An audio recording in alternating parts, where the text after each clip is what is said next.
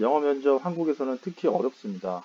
그 이유는요, 영어를 정확하게 테스트를 하는 면접이 아니라 그냥 즉흥적인 영어에 대한 테스트이기 때문이에요.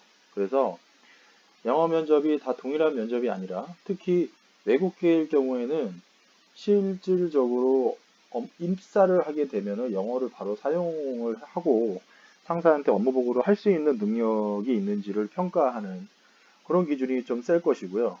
대기업이나 중소기업이나 국내 기업으로 좀 되어 있는 포커스는 그냥 영어의 느낌, 토익 점수, 그리고 뭐 언제 발생할지 모르는 영어이지만 그래도 하든지 안 하는지 정도의 여부. 한 그 정도일 것 같아요. 그래서 상대방을 알고 임하면은 정확한 전략으로 합격할 수가 있잖아요. 그래서 거기에 대해서 한번 이제 말씀해 볼게요. 오늘의 주제는 난 영어를 잘하는데 준비를 해야 하는가? 여기에 대한 한번 생각을 한번 해보시죠. 본인이 영어를 상당히 잘합니다. 근데 준비를 해야 될까요? 안 해야 될까요? 네, 맞습니다. 준비를 해야 됩니다. 준비를 하는 게 맞습니다.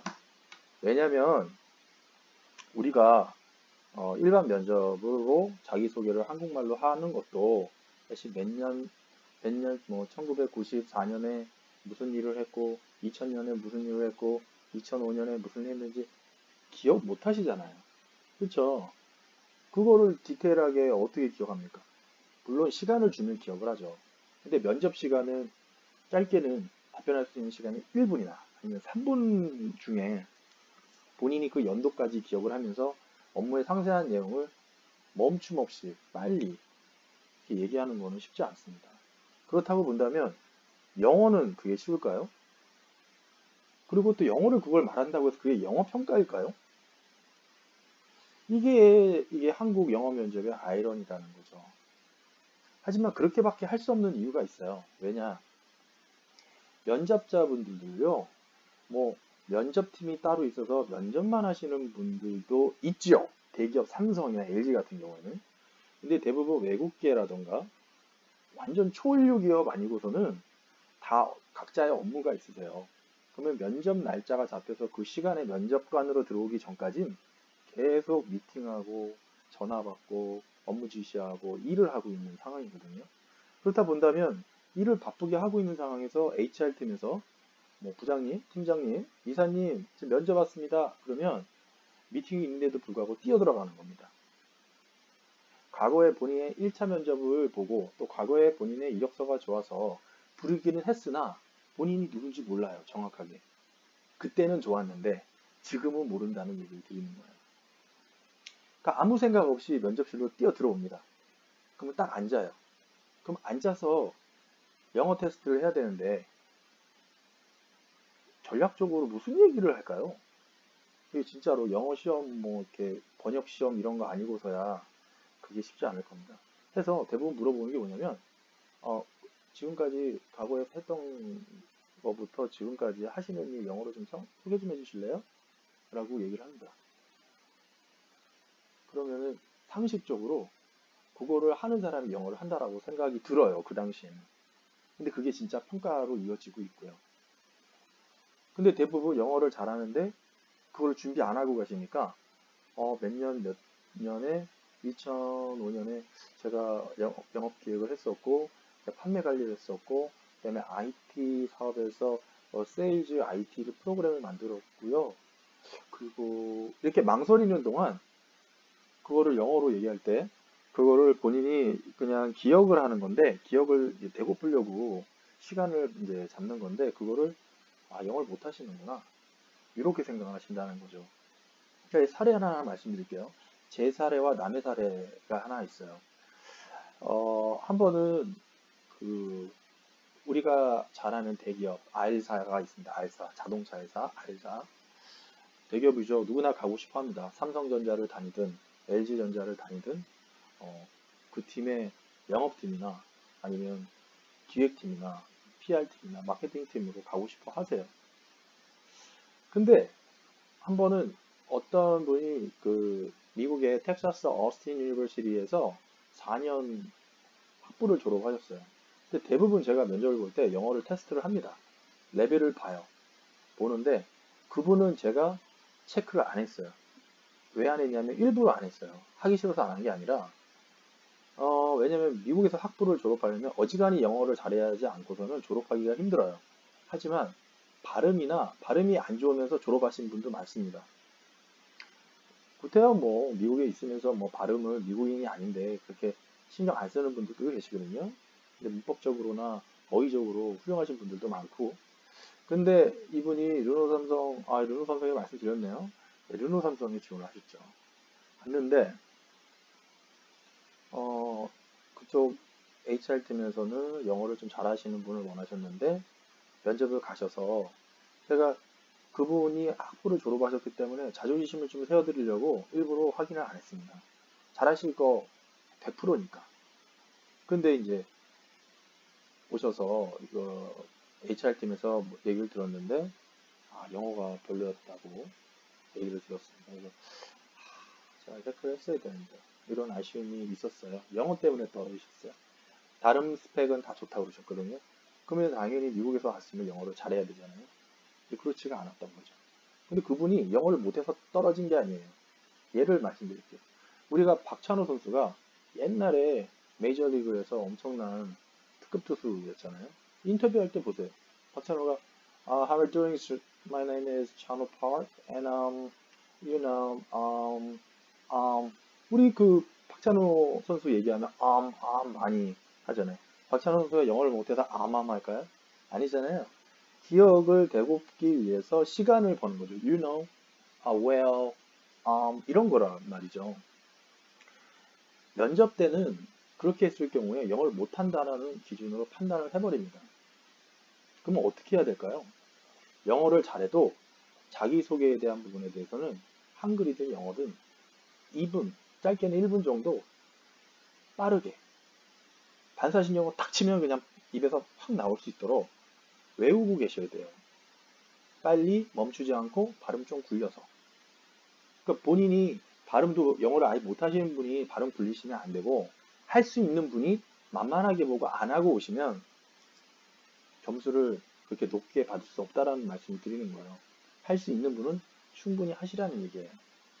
그게 이제 과제입니다. 그렇다면 외국인을 만났을 경우는 또 전략이 달라요. 대부분 한국의 임원분들이 영어 테스트를 하는데 그런 식으로 그럴 경우에는 아까 말씀드렸던 대로 발음을 조금 굴려주시고 빨리 그리고 멈추지 않고 1분에서 2분 정도 스피치를 하시면 됩니다. 두 번째, 외국인 임원이 왔을 경우 이때는요 간단합니다. 외국인들은 발음을 안 봐요. 이해만 하면 돼요. 근데 뭘 볼까요? 업무 내용. 업무 내용입니다. 외국인 임원분들은 이 친구가 오면 불안해요. 너무 불안한 거야. 내한테 업무 보고를 잘할 수 있을지, 그리고 지금 안에 있는 지식이 있는지, 여기에 있는 경험치가 있는 친구인지, 이 회사에 들어오면 매출을 올려서 나를 승진할 수 있게 할 수 있는 사람인지, 그게 가장 중요한 거거든요. 근데 발음을 안 굴려도 된다? 영어 좀 못해도 된다? 괜찮은데 괜찮지가 않습니다. 외국인분들은 내용을 너무 중시하게 생각해요. 그래서 업무를 차라리 외국인 임원이 잡히시면 그냥 영어는 어느 정도 하시니까 가셨을 거 아니에요? 업무에 대한 부분을 정확하게 구분해서 가세요. 인지를 해가지고. 딱 얘기하면 바로 몇 년 며칠에 제가 이런 업무를 했고, 그리고 지금은 부족하나 기회를 주신다면 진짜 성심성의껏 하겠다라는 내용을 정확하게 준비해서 영어로 발음은 안 좋아도 되니까 착실하게 얘기하시면 됩니다. 대부분 영어 면접이 시간도 아까 말씀드렸던 대로 외국인 임원과 한국인 임원의 시간도 되게 상이에요. 되게 달라요. 외국인 임원은요 영어로 발음 안 좋아도 되는데 40분, 1시간 하는 사람도 있고 짧아도 20분 정도, 20분이나 합니다. 근데 한국인 분들은 영어를 잘하시는 분들이라도 이게 언어기 때문에 한국말이 이해가 가장 빠릅니다. 왜냐면 영어를 들어도 다 이해가 돼요. 하지만 감동이 없어요. 그래서 10분밖에 안 들으실 거예요. 영어를 아무리 잘하셔도. 그러시면은 시간을 좀 투자하셔도 된다라는 거죠. 어차피 1시간 동안 10분만 영어하고 50분은 한국말 할 건데 10분 정도는 본인 소개는 준비하고 가셔야 된다는 거예요. 본인이 영어를 잘하신다고 하시더라도. 그게 키포인트입니다. 그래서 그런 차이점이 있어요. 그래서 거기에 대해서 준비를 하시면 되고 제가 예를 하나 또 드려야지 이해가 되시니까 예를 하나 말씀드릴게요. 한국인 임원이 나왔을 때는 아까 세 가지 빠르고 멈추지 않고 발음 좀 굴려서 그러면 이런 느낌으로 가시면 돼요. 이게 정답은 아니고요. 예를 들어서 자기소개 좀 한번 해보실래요? 그러면은 How are you doing? My name is Scott Lee. Well, nice to meet you anyway. You know, at the moment, 2002, I work for the Honda Korea. At the moment, I take charge for the sales department, and right now I work for Chrysler Korea. I'm very thank you for inviting me to join this meeting today. I'm very appreciated. Thank you. 그냥 이 정도로 만약에 얘기를 했다. 만약에 했다면은 그냥 느낌상 영어를 좀 하는 사람처럼 보이나요? 아니면 그냥 이 사람 너무 궁금해. 영어 할 수 있을까? 내일 미국 출장 가야 되는데 대책이 될까? 그런 고민이 될까요? 대충 영어를 좀 하네. 그러면 한번 디테일하게 물어볼까? 이럴 거 아니에요. 그쵸? 그러면 저 질문 사항 중에 이런 게 있을 거예요. 아니 근데 그분들이 물어본 것도 아닌데 제가 일방적으로 이렇게 얘기해 버리면은 나중에 제가 물어본 게 그게 아니고요. 이거예요 라고 하면 어떻게 하죠? 그런 건 걱정하실 필요가 없죠. 영어 자기소개 해보라고 그러면 그걸로 1분 스피치를 준비하신 다음에 딱 하신 다음에 그 다음부터 그분들이 궁금해 하실 거 아니에요. 하시는데 그러면 업무에 대해서 앞으로 우리나라 환율이 어떻게 될 것 같아요?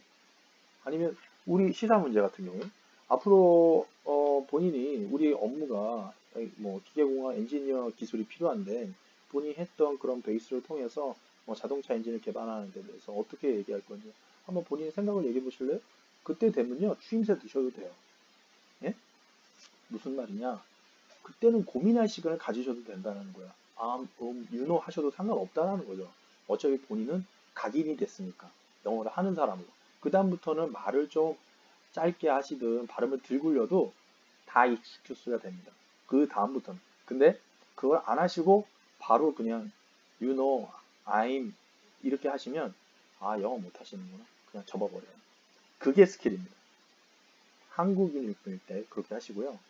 외국인일 때는 아까 말씀드렸다시피 내용, 내용이 가장 중요해요. 발음 안 하셔도 됩니다. 충분하게 업무 파악과 그 회사가 어떤 회사고 그 회사 어떤 업무를 하고 그런 내용들을 디테일하게 파악하셔서 열정적인 모습을 보여주시면 됩니다. 좀 고민이 해결되셨나요? 아무튼 앞으로 면접이 잡히거나 또 지금 회사를 다니신다고 하셔도 차기에 또 이직을 하실 기회가 있으신데 이런 내용을 통해서 본인의 영어 면접에 대한 정립을 딱 하셨으면 좋겠어요. 아무튼 오늘 이후에 좋은 결과가 있길 바라겠습니다. 수고하셨습니다. 좋은 하루 되세요. 스카시였습니다.